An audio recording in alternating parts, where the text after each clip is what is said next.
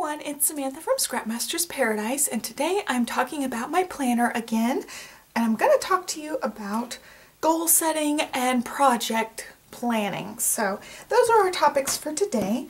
I've got a section tab here called Projects. This is the place I intend to keep any of my projects that I have going on.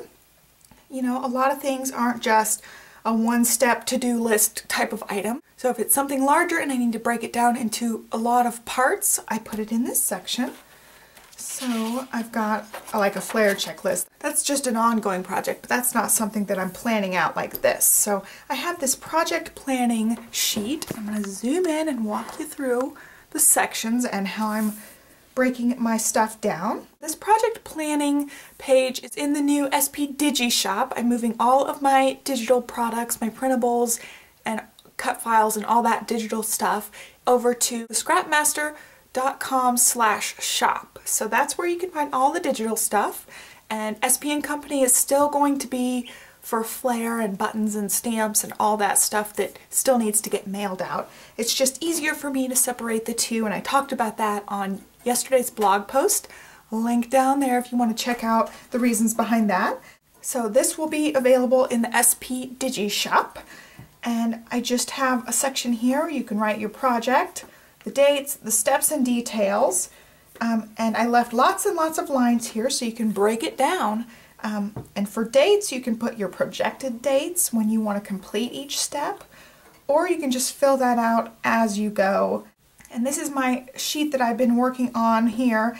It's organizing my office. I plan on redoing my office, and we've got to stain the desktop, and there's a couple of other things that are involved in that. So I've got a lot of different steps here, and they're pretty much self-explanatory, so I didn't write a lot of detail notes under each step. You can use the same sheet for goal setting, because with a goal you also want to break it down into small manageable pieces, and the dates section's really good because goals without dates are just dreams. So you want to put a date on any of your goals so that you can hold yourself accountable for your goals. So I will use this sheet for some goals too. When you're doing your to-do list or your goal setting or a project part, you always want to start with an action word, because that way it just seems more manageable, and it's just one of those psychological things where if you start with the action step, you're more likely to do it. I've read that in a lot of productivity books, and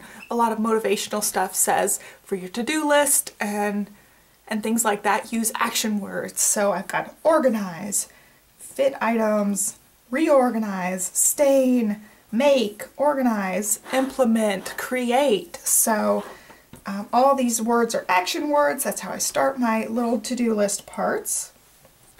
And then down at the bottom, I've got a section for materials needed and then additional notes. So I've got to get a couple of things for this makeover, and I actually wrote this one in the wrong place. I need a small files box, a home binder, and an extra roll of label tape because I'm almost out of label tape. And then for additional notes, I just put 2 little check boxes so that I remember to do a video tour and a blog post of this when everything's complete. So that's how I'm going to be doing my projects.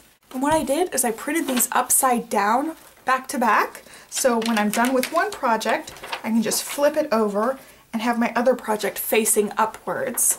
And that way it's just easier than going to the back of a project sheet and having the completed one on the front side. Now, we can't stain the desktop or anything until it gets warmer weather, so I didn't put dates on any of this. I'm just trying to do some of the steps. I've got a couple of these sheets in here so that I can plan out some more projects. I plan on doing a couple of goal setting ones using the same exact printout, and I'll actually put some actual dates on those to keep myself accountable. That is it, guys. It's just a 99-cent printable. You can also, you know, just use lined paper, whatever.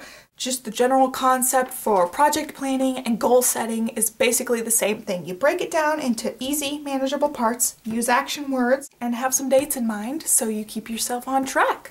I hope that you guys enjoyed this. So be sure to subscribe to my channel, like us on Facebook, check out the blog and all that good stuff. And I will have the link to this printable in the details down below or under this video if you're on the blog. So thanks so much for watching. Bye. So I intentionally left these 2 pages blank so that I would just, you know, continue on my week number 2 right here. And what I'm going to